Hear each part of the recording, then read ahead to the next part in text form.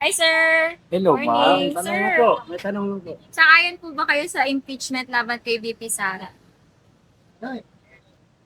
Hindi po. Di, bakit Oo. po? Bakit pa natin papalitan yun? Eh, malapit na rin naman ang eleksyon.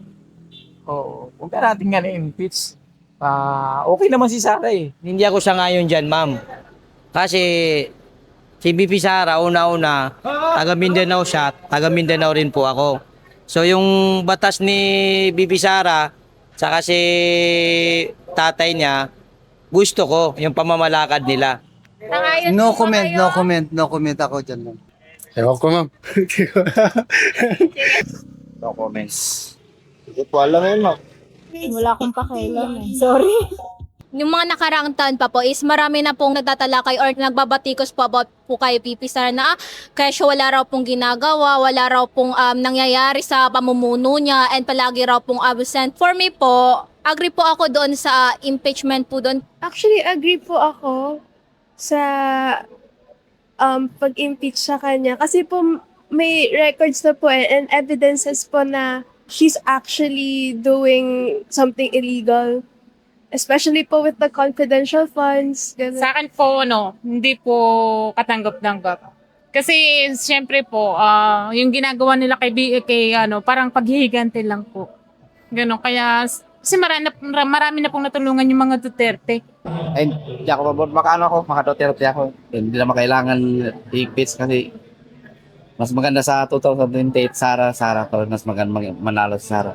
Ako, ang reaction ko dun is, sana matuloy, hindi dahil sa may galit ako sa kanya or something. Pero kasi doon natin malalaman kung may kasalanan ba talaga siya or hindi.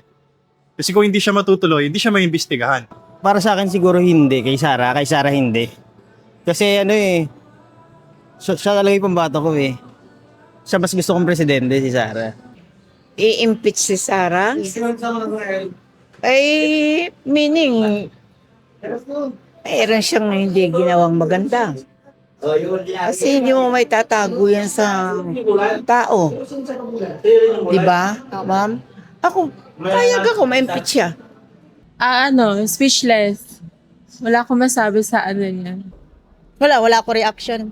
Bitaw sa tinood lang, katong una, dili kay ko kakuan buto kay Sara. Pero ngayon na ko, mas gusto ko pa siya. Kaysa ngayon natin, di ba? Parang walang kwenta na eh. Parang wala tayong presidente nga ngayon eh. Hindi mo ramdam, di ba? Gusto lang ganun eh. Hindi sundin natin yung batas nila. May batas yan, di ba? Hindi yun lang gawin natin. Hindi. Kasi mismo ang kuha ang nag-ano sa kanya na wala siyang labag sa paggasto sa pundo sa bayan. Sana po matuloy. Wala na sanang maraming hadlang. Kasi para naman mabago ang sistema ng gobyerno natin. Hindi po ako sang-ayon sa impeachment. Kasi po, binoto po yan ng taong bayan. Ngayon po, hintayin na lang po yung susunod na eleksyon. Hindi po ma'am kasi maliwanag naman na ang ginagawa, panggigipit lang yung ginagawa nila na impeachment para mapagtakpan yung ginawa nilang pagnanakaw sa kaban ng bayan. Yung sa trillion peso na nakuha nila sa flood control program nila. Yun talagang dahilan kung bakit ginigipit nila si Sara. Para sa akin, sangayon kasi para malaman din lahat ng buong Pilipino sangbayanan. Kasi karapatan nila yun eh. Unang-una, aanin pa yung boto namin kung i-decline yung pag-impeachment. Kasi nga 'di ba ang daming issue kay BP Sara para at least maipagtanggol niya rin yung sarili niya, yung kapakanan niya, o ano ba talaga nangyari dun sa mga issue na binabato sa kanya. Sang-ayon pero marami itong problema eh na hindi naman talaga dapat unahin. Mas malaki pa yung problema sa flood control, di ba? Dapat mas mauna talaga yun. Tapusin mo na yun bago yung impeachment. Ang usapin doon sa flood control, billion. Sa impeachment, million lang naman. Sa proceedings po, parang mali. Hindi ako sang-ayon, ma'am. Puro panggigipit lang ang ginagawa sa kanya, di ba? Tungkol lang talaga sa politika. Hindi ako pabor na ma-impeach siya.